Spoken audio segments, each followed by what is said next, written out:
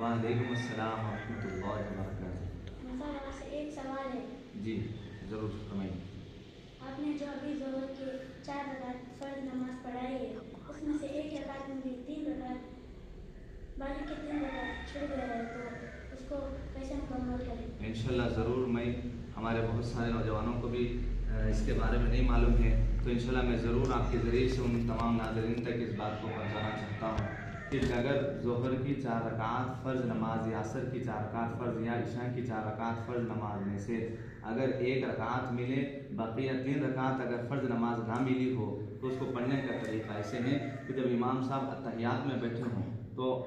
سلام سیدھے طرف جب پھیریں تو آپ بیٹھے رہیں، بائیں طرف جب پھیلیں تو آپ سیدھے کھڑے ہو جائیں۔ اس کے بعد آپ کو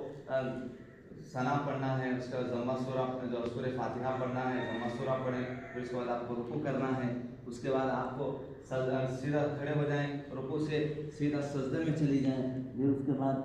دوسرا سجدہ بھی آپ کر لیں، پھر اس کے بعد آپ کو تشہد میں بیٹھنا ہے، تشہد پڑھنا ہے، اشہد ان لا الہ الا اللہ و اشہد ان محمد عبدہ و رسولہ۔ اس کے بعد آپ سیدھا کھڑے ہو جائیں اتحیات پڑھ کر، اور پھر دوسرے رکعت بھی پڑھیں سورہ فاتحہ ضمہ سورہ، اور اس کے بعد رکوع کریں، پھر اس کے بعد آپ کو سیدھا کھڑے ہونا ہے رکوع سے، اور پھر سجدہ دونوں سجدے کر لینا ہے، پھر پہلا سجدہ ہو گیا اور دوسرا سجدہ،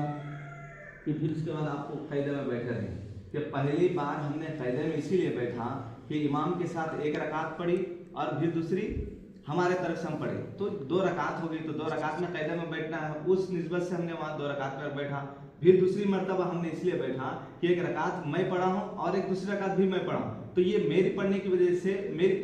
امام سے پیچھے پڑھے تو وہاں بیٹھے، یا میں پڑھ رہا ہوں الگ، تو اسی لیے یہاں پر بھی دوسری رکعت میں بیٹھنا ہے۔ اب تیسری رکعت بھی اسی طریقے سے مکمل کر کر ہمیں تیسری رکعت میں تحیات کے بعد ہمیں سلام پھر لینا ہے۔ تو یہ یعنی پوری نماز کا طریقہ اسی طریقے سے ہم جو 3 رکعت فرض